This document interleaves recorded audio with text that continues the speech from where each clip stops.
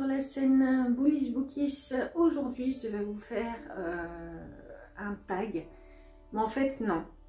Alors déjà premièrement parce que j'ai pas mal déjà de lectures à vous présenter, un bilan lecture, donc vous aurez deviné aujourd'hui ce sera un bilan lecture. Voilà, j'ai déjà 4 livres à vous présenter. C'est déjà pas mal, sinon après les vidéos durent trop longtemps.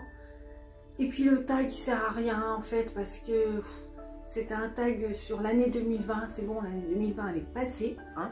J'ai déjà fait mes meilleures lectures de l'année 2020, donc pour moi ça suffit, le tag sert à rien et j'ai d'autres vidéos à faire. Des tags j'en referai parce que j'aime ça, mais là voilà, c'est pas le moment. Donc on va commencer tout de suite pour un bilan lecture. Donc le deuxième bilan lecture du mois de janvier, donc la deuxième quinzaine de janvier. Donc j'ai 4 livres à vous présenter comme je vous disais. Donc on va commencer sans plus tarder par La nuit nous a... À chaque fois je dis La nuit nous appartient, ça n'a pas loupé. La nuit appartient aux amants de Giuseppe Di Piazza. Je ne connaissais pas cet auteur.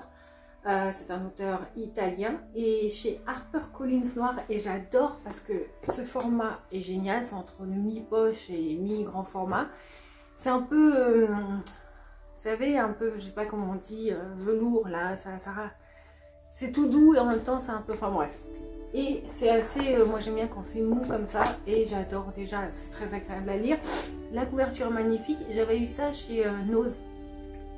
Donc j'avais ça chez Nose, ça m'avait attiré bien sûr, comme je viens de vous le dire, les raisons pour lesquelles je viens de vous expliquer. Et en fait, La nuit appartient aux amants, si vous traduisez en anglais, ça fait une chanson de Patti Smith qui est citée ici. Voilà, donc la fameuse chanson Because the Night. Et les paroles disent Because the night belongs to lover, qui veut dire la nuit appartient aux amants. Donc voilà, mais c'est juste une référence, je pense, parce que bon, le récit donc de ce livre, en effet, le titre résume bien le récit. Donc on est à Palerme dans les années 1980, donc précisément 1984, et Léo, un jeune journaliste ambitieux surnommé Sans Sommeil, parce qu'il dort jamais, bon il a une vingtaine d'années mais il est tout le temps sur le terrain et il n'arrive jamais à dormir, voilà, par ses proches en raison de ses fréquentes insomnies, enquête sur le meurtre d'une prostituée de luxe qui s'appelle, donc il va le dire, Verouchka, qui s'appelle plus familièrement Vera, qui est sauvagement battue et défigurée à l'acide. Et en fait, cette prostituée, tout le monde, donc au fil des enquêtes, tous les hommes qui ont été sur son chemin, ils racontent qu'ils sont tombés amoureux de cette prostituée venant d'un pays de l'Est. Pourquoi? Parce qu'en fait, une prostituée en général n'embrasse pas, et elle l'embrassait avec amour, avec sincérité. Donc voilà, ils sont amoureux d'elle, ils tombent tous amoureux d'elle. Et voilà, donc il y a plein de personnages qui vont s'ajouter à cette enquête, qui vont s'ajouter autour de Sans Sommeil, notre jeune journaliste qui va faire donc une enquête. Et bon, on est surtout, ce que j'ai aimé là-dedans, enfin l'histoire, même le final n'est pas ouf, c'est bien. Alors l'histoire est très bien, alors attention, il fait 230 pages, hein, donc 240 pages, donc c'est très vite lu. C'est écrit c'est moyennement gros, c'est pas écrit petit, enfin. Et donc l'histoire est sympa. Mais ce qui est plus, ce qui m'a attiré dans ce que j'ai aimé dans ce truc, c'est que on s'attache énormément aux personnages, il y a énormément d'humour, et je ne savais pas qu'en refermant ce livre, j'allais devenir bilingue, français-italien. En fait, il y a de nombreuses expressions en italien. Alors je ne sais pas si c'est une raison... décision de la traductrice qui s'appelle Laura Bignon de laisser des mots italiens aussi, ça s'est fait comme ça, je sais pas, mais en tout cas il y a beaucoup d'expressions italiennes qui sont bien sûr traduites en annotation, et j'ai appris beaucoup de choses en italien, des mots, et donc voilà. Et ce que j'ai aimé surtout dans ce roman, c'est on est à Palerme, donc, et Palerme, la ville est vraiment un personnage à part entière. C'est-à-dire que, voilà, j'avais dit quoi la semaine dernière? J'avais dit quoi? Ben, vous savez quoi? J'allais chercher mon carnet de citations. je reviens. Parce que la semaine dernière, je vous avais dit, le prochain bilan de lecture, je vous fais part de... À chaque fois que je parle de l'écriture de l'auteur ou qui a un rapport avec l'écriture de l'auteur, je vous fais part des citations parce que quand moi je lis, je post-it beaucoup sur du texte voilà, que j'aime bien. Et je vous en ferai part. Et là, j'ai pas mon carnet de citations. Je vais le chercher, je reviens. Voilà, donc j'aurais dû noter beaucoup plus de citations où il cite Palerme comme un personnage principal, mais j'en ai relevé quelques-uns. Genre il dit à Palerme, même le café est criminel, parce qu'il faut savoir que Palerme, c'est le New York italien, enfin je veux dire, il décrit comme vraiment le monde de la mafia, hein. Il va y avoir une histoire aussi de mafia là-dedans, vous imaginez, on est dans un thriller hein, policier italien, donc voilà, Palerme c'est vraiment pas... Voilà, ou alors genre Palerme tout entier avait été anesthésié, voilà, des choses comme ça, beaucoup il parle de Palerme comme un personnage qui vit, qui a son rôle, et qui a vraiment son rôle dans le livre, parce que la ville de Palerme, suivant son état justement, va agir sur notre héros. Si Palerme est vide et triste, le héros va être triste. Si Palerme a du soleil qui tombe sur elle, sur la ville, etc., et paraît joyeuse, le héros va être heureux. Hein. Donc voilà, il y a un rapport entre les deux. Et bon. Alors après, ce thriller, si vous aimez les thrillers, c'est sympa, sans plus. Hein, moi j'ai dit que j'ai bien aimé. J'ai pas adoré, mais j'ai bien aimé. Donc c'est des petits thrillers comme ça du week-end, ce que j'appelle. C'est vraiment des thrillers détente où vous passez un très bon moment. Donc voilà. Ensuite, j'ai lu, oui, j'ai voulu lire le tome 2 de cette saga que j'ai commencé en 2020. Donc c'est Ramsès II. En fait, c'est Ramsès, le tome 2, qui s'appelle Le Temple des millions d'années. Alors, c'est un tome 2, je ne vais pas beaucoup en parler en fait, parce que de Christian Jacques, hein, bien sûr, j'ai pas envie de spoiler, donc je peux pas dire ce qui se passe là-dedans. Par contre, j'ai bien aimé, j'ai même adoré. Moi qui adore l'Égypte, on est toujours dans... Alors c'est un roman jeunesse, hein, c'est de la jeunesse, mais c'est quand même historique, donc on apprend beaucoup de choses. De la mythologie égyptienne, etc. Surtout dans le premier. Là, on est dans le 2 et voilà, il y a toujours ces paysages somptueux d'Égypte. On se trimballe avec Ramsès et sa femme dans leurs sentiers, dans leur palais, etc. Voilà, c'est décrit. Moi je m'y voyais. Hein. J'étais à fond dedans. Toujours, voilà. Après, c'est vraiment une histoire. Là, on est vraiment dans l'action de chez Action. Entre famille, amis, faux semblants, manipulation, trahison, pouvoir, manipulation, etc. Et Ramsès traverse tout ça avec élégance et la fougue de sa jeunesse et la magie mystique qui est propre au pharaon de l'Égypte ancienne. Donc voilà, j'aime cette saga. J'ai encore 3 tomes, hein, il y en a 5 en tout à lire, je les lirai avec plaisir. Là aussi, c'est une lecture du week-end, vraiment. C'est agréable. Moi, si vous aimez l'Égypte, là-dedans, on y est, quoi. On est plongé dedans. C'est vraiment agréable à lire. Voilà, tout simplement. Ensuite, j'ai lu un thriller, retour aux sources. Donc, Mary Higgins-Clark. Pour changer, ne pleure pas ma belle. Il faut savoir que Mary Higgins-Clark, c'est une valeur sûre. Et c'est devenu une de mes autrices doudou, comme Stephen King et comme Serge Boussolo. D'ailleurs, je vous ferai par contre, la seule, petite parenthèse, la seule vidéo qui sera encore sur 2020, je vous en ferai une justement, c'est les auteurs que j'ai découverts en 2020 et qui ont été une découverte fantastique pour moi. Je vais vous en citer un, Boussolo, que j'ai découvert en 2020 et qui, pour moi, j'en ai découvert toute son œuvre. Donc, je ferai une vidéo spéciale auteur découverte 2020.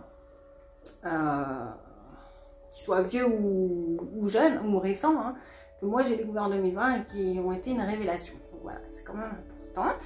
Donc, voilà, on revient... Oups là. On revient donc à Mary Higgins-Clark. Donc, j'ai découvert aussi en 2020 avec la clinique du Dr H. Et puis... J'en ai relu en 2020 et voilà. À chaque fois, je vais commencer par dire qu'à chaque fois, Marie Clark, c'est une valeur sûre pour moi, ça y est. C'est mon 3e ou 4e.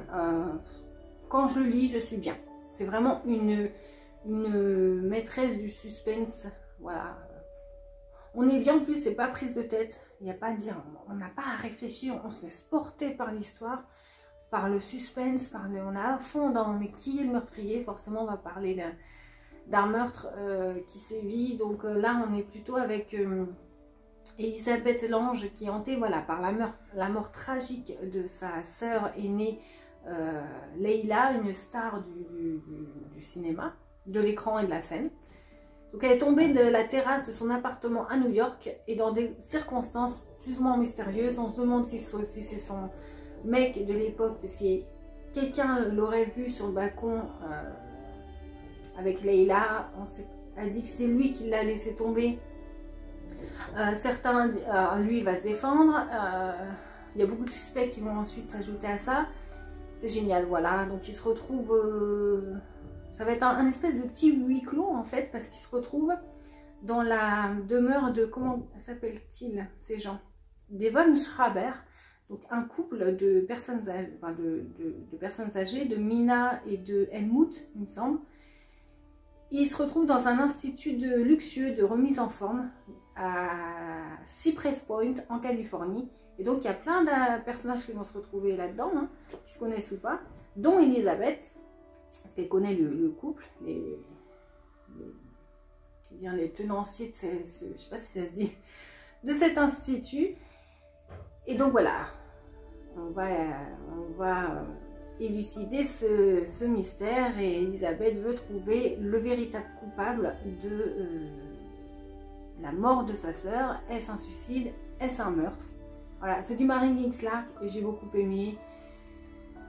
C'est pareil, c'est une lecture de week-end, ça se lit, c'est pas prise de tête. Si vous aimez les mystères, les thrillers, Marie Clark, c'est vraiment... allez-y, quoi. Allez-y. Alors, je sais que c'est un tome 1. Alors, par contre, c'est un tome 1, mais il y a un point final. C'est-à-dire qu'on va juste retrouver dans les autres tomes un personnage du roman qui s'appelle Alvira, qui est une femme qui a gagné au loto. C'est pour ça qu'elle est dans cet institut luxueux. Donc on ne sait pas trop d'où elle vient. Hein. Elle a un mari Willy. Donc voilà, en fait, si vous allez sur Livre Addict, c'est marqué la saga Alvira et Willy. Mais ce tome 1 est complètement... C'est mon chat. Et les chats ont une manie d'aller là où il ne faut pas. Donc, complètement indépendant des autres. Hein. Donc, c'est vraiment une histoire à part entière. On retrouve juste dans les tomes suivants les personnages d'Alvira ou Elvina, je ne sais plus, et Willy. Donc, voilà. Donc, une valeur sûre, Marie Clark, tout simplement. Et puis, en dernier, j'ai lu, pareil, un tome 2 que j'avais commencé l'année dernière. Un petit roman jeunesse encore. Donc, c'est La guerre des clans de Erin Hunter. Là, on est dans le cycle 1, livre 2. C'est un peu compliqué. Pourquoi? Parce qu'il y a, en fait, dans cet tome, il y a 6 cycles, ou 7 cycles au final, qui comprennent 6 ou 7 tomes chacun, plus des hors-séries. Donc là, c'est le premier cycle et le deuxième tome, si vous voulez. Donc je suis au tout début. Moi, j'avais lu juste le cycle 1 du premier tome l'année dernière. Et donc, j'avais... Pareil, en fait, c'est des lectures de week-end que je vous présente. C'est des lectures pas prises de tête du tout. Voilà, donc là, on est à feu et à sang. Donc, ce petit deuxième tome, c'est pareil. Je ne peux pas vous expliquer qu'est-ce qui se passe parce que ça spoilerait. Donc on suit juste, dans le premier tome, c'était le petit Rusty, un petit chat roux domestique qui était très bien traité certes, mais qui rêvait, lui, d'aventure. De la fenêtre de sa maison adoptive, il voyait la forêt et les chats errants passer. Et il avait cette envie d'aventure et de devenir un chat sauvage. Ce qu'il va faire, il va dire « j'y vais ». C'est le premier tome. Hein. Et voilà, il a rencontré ces fameux chats sauvages. Comment s'imposer, parce qu'on n'est plus dans le dorlotage, on est dans la loi de la jungle, la loi du plus fort. Et là, on suit, pareil, Rusty, il a grandi, c'est tout ce que je peux vous dire, hein, on va se douter. Il a grandi, on va suivre ses petites aventures ou mes aventures. Et c'est très frais, c'est très... Moi, j'ai aimé être avec ces chats qui parlent, oui, parce que ça parle, c'est du fantastique, dans le sens où les chats parlent. Hein. Donc, ils ont vraiment en fait, des noms d'indiens, en fait. Hein. C'est cœur de feu, c'est nuage, petit nuage, plume blanche, pattes grises, enfin des trucs comme ça. Donc, il y a un glossaire au début. Hein. Il y a un glossaire. Pour les noms et voilà. Ce qu'il faut savoir aussi, il y a aussi des cartes. Pourquoi la guerre des clans? Parce qu'en fait, aussi je peux vous le dire, c'est que dans cette forêt, il y a 4 clans. Alors, le clan du tonnerre, auquel appartient notre cher Rusty. Le clan de la rivière, le clan de l'ombre et le clan du vent. Donc il y a 4 clans. Voilà. Donc en fait, ils défendent leur clan, il y a des règles à respecter, etc. Et voilà. Ils viennent ou pas guerriers. Et donc voilà, j'ai adoré, c'est frais, on s'y attache. Moi j'étais pareil, c'est pas prise de tête du tout, hein, c'est un roman jeunesse. D'ailleurs c'est chez Pocket Jeunesse. Hein. Et j'aime bien, c'est pas prise de tête, je viens de le dire, mais moi j'étais vraiment dans la forêt avec eux et on s'attache vraiment, on se demande qu'est-ce qui va arriver, parce qu'il arrive des aventures. C'est vraiment sans prétention, hein, mais j'avais bien aimé le premier tome, j'ai lu le deuxième tome et j'ai dit ouais, j'aime tenter la saga. J'ai le 3e tome dans la bibliothèque, mais j'en ai que 3 hein, sur 50. Comme je vous ai dit, elle est très longue. Je les avais eu dans une boîte à livres chez Emmaüs. Celui-ci, je les ai chez Emmaüs. D'ailleurs, les 2 autres sont en poche, format poche. Celui-là, mais c'est pas grave. En plus, j'aime bien les couvertures. Moi, c'est ce qui m'avait attiré au début dans cette série-là. C'était les couvertures. Il y a des chats, donc j'adore les chats. Et je les avais vus donc dans une boîte à livres par hasard. Et je me suis dit, oh, je vais... Puis elle était connue, hein, je la voyais passer sur les réseaux sociaux. Et je me suis dit, je vais essayer de la lire. Et ouais, franchement, j'aime bien cette saga. Donc, si je peux la continuer dans son entièreté, je la continuerai. Voilà, tout simplement. Donc, et ben voilà pour ce bilan lecture. C'était un bon petit bilan. Je vais le faire. En plus, on est fin février, non. On est fin janvier quand même. On est le 30 aujourd'hui. Non, on est le combien aujourd'hui? Ouais. D'habitude, je fais ça... à la fin du mois, vraiment pour faire à la fin du mois, pour pas, voilà. Là, ça va être un peu décalé, certes. Il reste encore une semaine de mois de janvier. Mais voilà, j'avais déjà 4 lectures. Ah, après, parce que là, j'ai déjà 2 lectures en cours. J'aurais peut-être pu faire 6 livres. Ça m'est déjà arrivé de faire 6 livres. Ouais, parce que là, du coup, ça décale et bon, c'est pas grave. Parce qu'en mois de février, je vais pas me rattraper en lisant moins. Pour, voyez, pour compenser. Je pense que je vais m'organiser, c'est pas votre problème. En attendant, je voulais vous présenter ces lectures, comme ça c'est fait.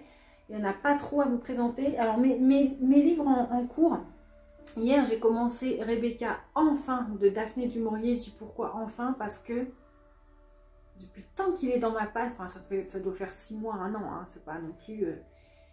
Mais j'en entends parler, En plus, je fais le défi lecture 2021 sur le groupe Facebook. Vraiment, c'est un défi lecture de fou. C'est pour, voilà, il y a 100 consignes à respecter sur toute l'année 2021. Et Rebecca revient souvent. Mais c'est pas pour ça, c'est que... En fait, là, j'ai fini ma page janvier. Hein. La guerre des clans était le dernier. Et on est autour du 20 janvier et j'ai tout terminé. Donc je me suis dit, mais qu'est-ce que je vais lire? Donc j'ai pioché un peu dans la palle 2021 parce qu'elle est faite, ma palle est faite en fonction de ce challenge. Et j'ai dit, allez, je me lance dans Rebecca. Donc hier, avant de dormir, j'ai lu le premier chapitre. Donc je peux rien vous en dire pour l'instant. De toute façon, ça sera donc dans le prochain bilan lecture. Et puis en parallèle, je lis un recueil de nouvelles d'horreur. Même avant le thriller, je l'ai mis sur Instagram. Avant même le thriller, depuis toute petite, mon genre de prédilection, c'est l'horreur. Dans la littérature, dans le cinéma, c'est l'horreur. Moi, ce qui m'a amené à la lecture et au cinéma, c'est Stephen King. Il est revenu pour les années 90. Moi, j'avais une dizaine d'années en début 90 quand il est revenu et sorti sur le petit écran. Voilà. Cette génération se souvient de l'impact qu'a eu cette mini-série. Et voilà, donc quand j'ai appris que c'était un roman de Stephen King, à 12 ans, je me suis mis à lire ça, mais j'ai pas continué parce que pour découvrir Stephen King, pardon, à l'américaine, Stephen King, c'est pas l'idéal ça à lire en premier parce qu'il n'est pas petit. Mais voilà, donc l'horreur est vraiment depuis toute petite mon genre de donc voilà, dans la littérature j'adore l'horreur, même avant le thriller. Et là j'avais ce recueil de nouvelles qui date, parce que regardez, la pastille, c'est un vieux livre, 22 histoires de sexe et d'horreur, dont dedans Stephen King. Hier alors là j'ai commencé, c'est pareil, vous aurez ça dans le prochain bilan lecture. J'ai lu 5 nouvelles, il y en a une quinzaine, 5 nouvelles. Et hier, justement, j'ai lu celle de Ruth Rendell, que je ne connaissais pas. J'ai regardé sur Livre Addict. Elle a fait beaucoup de romans et j'ai envie vraiment de la découvrir parce que sa nouvelle était... Attendez. Je confonds. Oui. C'est sa nouvelle, elle. Donc, c'était la 4e nouvelle. J'ai adoré. J'ai adoré. Je suis encore aujourd'hui, je penserai toute ma vie, je crois. Donc, voilà, 22 histoires de sexe et d'horreur et en parallèle, donc je lis mes lectures. Et en parallèle, je lis ces petites nouvelles que j'adore pour le moment. Donc, la prochaine vidéo, je ne sais pas du tout. Du coup, j'ai bousculé tout mon calendrier. Enfin, je remette du plan et réécrive tout mes rendez-vous vidéo YouTube, Booktube. Je ne sais pas du tout, j'avais dit que je crois que ce serait un book haul la semaine prochaine, c'est pareil, parce que depuis le mois de décembre, je ne vous ai pas fait de book haul et il y en a eu. Je pense que j'aurai le temps, malheureusement, vu les circonstances là, sociétales. Je crois que les book hauls, ça va être terminé, pour ma part. Donc les vidéos, j'aurai le temps de vous les montrer en vidéo. Mais voilà, donc la semaine prochaine, je ne sais pas du tout. Je pense que ce sera un book haul ou mes meilleurs auteurs 2020 que je vous expliquais un peu plus tôt dans la vidéo. Ou je pense que ça sera un des deux. Voilà. Donc, n'hésitez pas à me suivre sur Instagram et Livre Addict. C'est vraiment les deux plateforme où je m'exprime au quotidien, et puis ici sur YouTube, de vous abonner, d'actionner la petite cloche, voilà, les notifications en temps et en heure. Je réfléchis si j'ai rien oublié sur ce bilan lecture. Je pense que non, et prenez soin de vous et je vous dis à la prochaine.